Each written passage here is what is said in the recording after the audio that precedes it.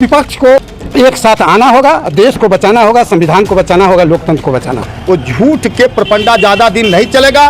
2024 में तमाम विपक्ष एक होगा और इनको 2014 से पहले की तरह खड़ा कर देगा। इसी रामराज में महंगाई कितनी बढ़ गई, पेट्रोल का दाम कितना बढ़ गया और तमाम जो हमारा संसाधन था उन तमाम चीज़ों को बेच दिया गया। यही तो रामराज है कि हम भिखमंगे बन रहे हैं। क्या 2014 के बाद ही भारत आज़ाद हुआ है? और जो हमारे बहादुर शाह जफर जो 1857 के एकदम नेता थे, आज़ादी में वो कूद पड़े थे, पूरे परिवार को उनको बलिदान देना पड़ा और आज उसके इतिहास को हम भूल जाएंगे? इतने विपक्ष हैं, सबको भर दे जेल में।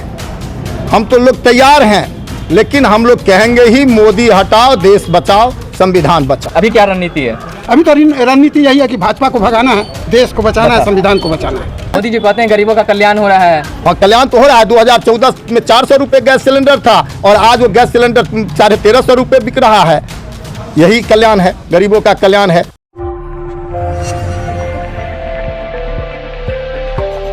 क्या लगता है 2024 के चुनाव में विपक्ष एकता जो है वो कामयाब होगी?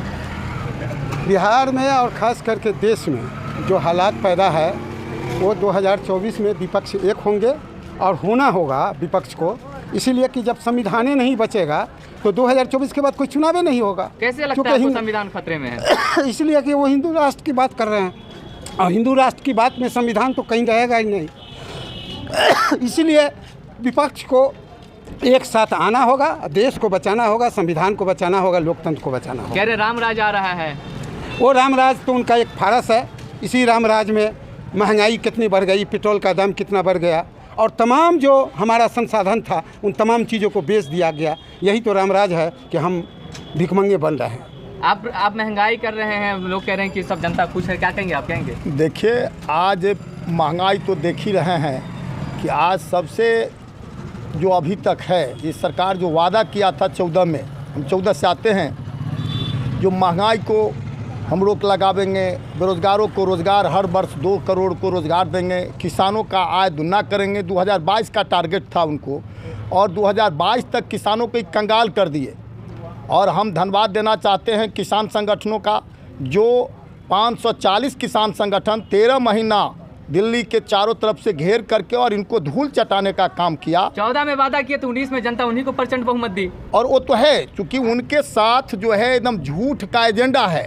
वो झूठ बोलते हैं और जो सबसे जो हमारे ये हिंदू राष्ट्र की बात करते हैं और जो हमारा दलित था, वंचित था, उनको आज धर्म के नाम पर उन्माद फैला करके आज दंगा करा रहे हैं। देख रहे हैं रामनवमी का, उनको रामनवमी का जुलूस के लिए इतना खर्चा करना है, राम मंदिर के लिए खर्चा करना है, लेकिन सकरी, लोहट, रैयाम चीनी मिल, अशोक पेपर मिल को चालू करने के लिए उनको फुर्सत नहीं है। ना यहाँ के एमपी कभी बोले, ना एमएलए बोल रहे हैं भारतीय जनता पार्टी के। और जो आरएसएस का एजेंडा है, और ये आरएसएस का एजेंडा आज़ादी से पहले भी उसका जो लक्ष्य था, आज उसके इशारे पर चल रहे हैं और आज हमारे इतिहास को बदल रहे हैं। वो जो किताब में इतिहास था लिखा हुआ, जो इसके आज़ादी के जो श्रोता थे, जो वीर शहीद हुए थे, उनके बारे में उनको बदला जा रहा है।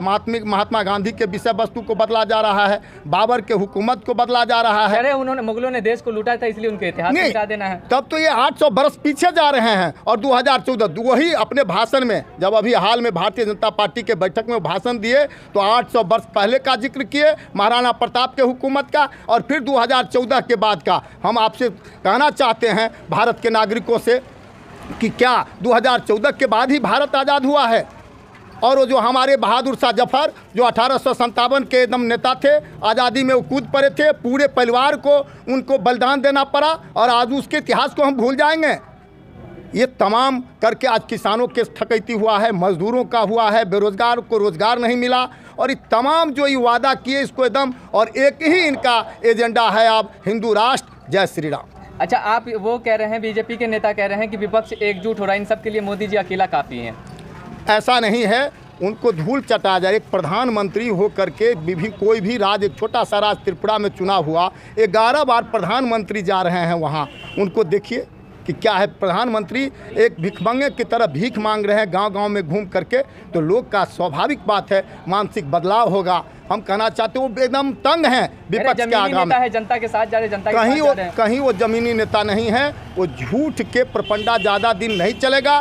2024 में तमाम विपक्ष एक होगा और इनको 2014 से पहले की तरह खड़ा कर देगा। कहीं कोई भारत का जो मोदी हटाओ देश बचाओ का सम्मेलन कर रहे हैं, जब दिल्ली में इस तरीके का पोस्टर लगा तो एफआईआर दर्ज हो गई, गुजरात में हिरासत में ले लिए गए। हम लोग तो चाह रहे हैं कि सभी लोगों पर, तमाम विपक्षों पर तो करिए रहे हैं, देखिए रहे हैं, CID तमाम भिड़ाते हैं और जितने विपक्ष हैं सबको भर दे जेल में। हम तो लोग तैयार हैं, लेकिन हम लोग कहेंगे ही मोदी हटाओ देश बचाओ संविधान बचाओ। एफआईआर हो जाएगा अगर ये बोलिएगा तो? होगा, हम लोगों पर FIR होगा तो हम लोग तो जेल से भागते नहीं हैं। अच्छा, तो क्यों लगता है आप लोग को कि लोकतंत्र खतरे में है? क्यों ऐसा महसूस? देख रहे हैं ना, अब बच्चे को जो किताब है, हमारा इतिहास है, उसको बदला जा रहा है। इतिहास को बदल के अब गांधी जी आज़ादी के प्रणेता थे, उनके जगह गोडसे को दिया जा रहा है। किसान की खेती के बारे में नहीं सोचा जाएगा, नौजवानों को रोजगार के बारे में नहीं सोचा जाएगा, और एक ही है धर्म अपना स्थान पर है। मोदी जी कहते हैं गरीबों का कल्याण हो रहा है। हाँ, कल्याण तो हो रहा है। 2014 में 400 रुपये गैस सिलेंडर था और आज वो गैस सिलेंडर 1350 रुपये बिक रहा है। यही कल्याण है, गरीबों का कल्याण है। अभी आलू किसान उपजाया, रोजगार लग अभी रहा है। अभी आलू का उपज किया 300-400 रुपये किसान बेचा, जब किसान के हाथ से चला गया तो 1200-1300। ये अडानी अंबानी के इशारा पर देश को चला रहे हैं। सारे हमारे सार्वजनिक संपत्ति को बेच दिए, रेलवे, पेट्रोलियम, तमाम चीज़ों को, एयर इंडिया, तमाम चीज़ों को बेच करके इस देश को फिर पुनः गुलाम बनाना चाहिए। 24 में PM का चेहरा कौन होगा? ये तो तय कर देगा, पार्लियामेंट चुनाव में ही तय कर देंगे। अच्छा, लोग कर देंगे तय। लोग कह रहे हैं कि नीतीश कुमार आगे बढ़ रहे हैं, PM मटेरियल है वो? PM मटेरियल तो है नीतीश कुमार, इसमें अच्छा। कहीं से दो मत नहीं है। लेकिन हम लोग विपक्ष की ओर से अभी कोई उम्मीदवार प्रधानमंत्री के नहीं है। जब चुनाव होंगे, पार्लियामेंट के मेंबर चुने जाएंगे, वो तय कर लेंगे कि प्रधानमंत्री कौन होंगे। अच्छा, अभी क्या रणनीति है? अभी तो रणनीति यही है कि भाजपा को भगाना है, देश को बचाना है, संविधान को बचाना है। बहुत